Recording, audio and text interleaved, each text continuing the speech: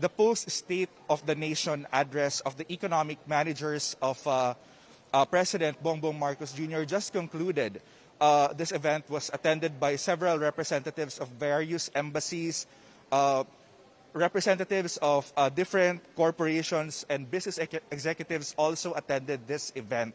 Now, this event started at 9 in the morning, so it just ended just past 1 in the afternoon. So it really took a while for cabinet secretaries to discuss about the economy and governance. Now, it was quite long, as I said now, but I will give you a lowdown on the key points that were discussed in today's post-SONA economic briefing.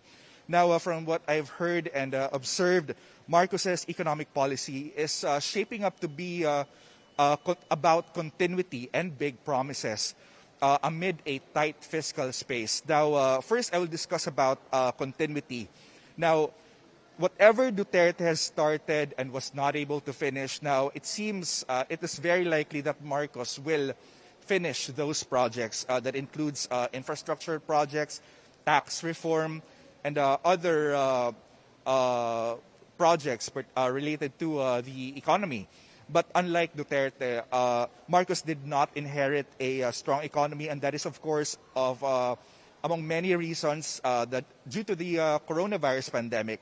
Now, when Aquino took over in 2010, the deficit of the Philippines was at 3.9% of the gross domestic product. Meanwhile, our debt was at only under 52.4% of GDP. That was in 2009.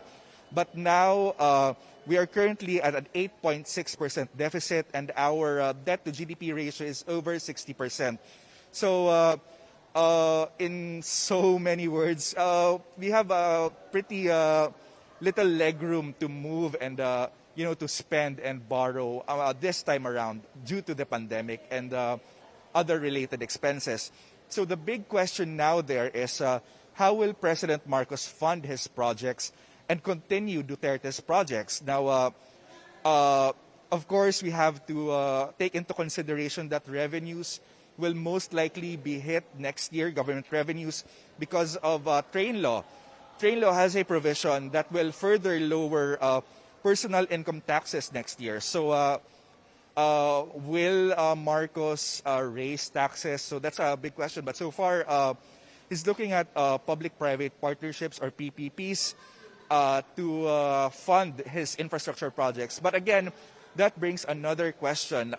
Is there appetite, especially post-pandemic, for PPP projects? Will the private sector help build Marcos's infrastructure dreams? Now, so far, no new proposed taxes other than taxes on digital transactions. So that includes online streaming platforms, shopping platforms.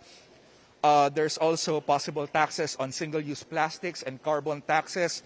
But other than that, they don't want to raise taxes further because it's not a really popular move.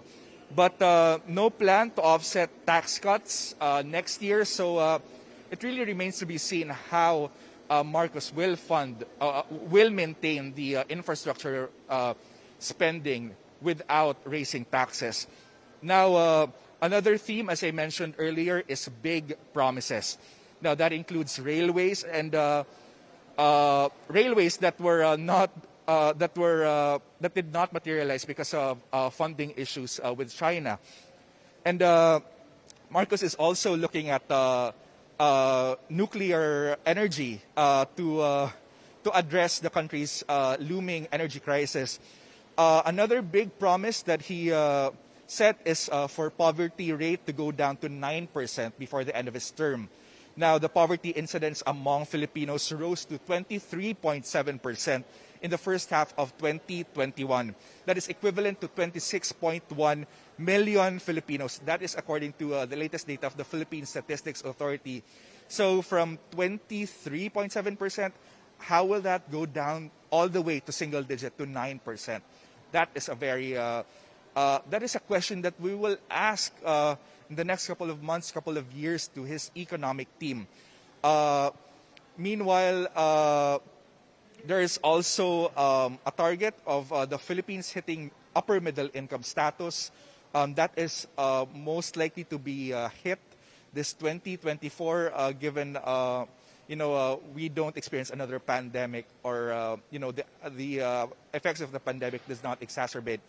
Now, meanwhile, there was a surprise appearance of Vice President Sara Duterte here in the PICC, where she briefly discussed about issues in the education sector, how teachers and students will cope with in-person learning, which will happen in the next couple of months. Of course, there are also transition plans, blended learning. She was also able to discuss that during the panel. Now, again, lots of plans, lots of promises. Now, those are definitely issues that we will closely monitor. Again, I'm Ralph Rivas reporting live here in Pasay City.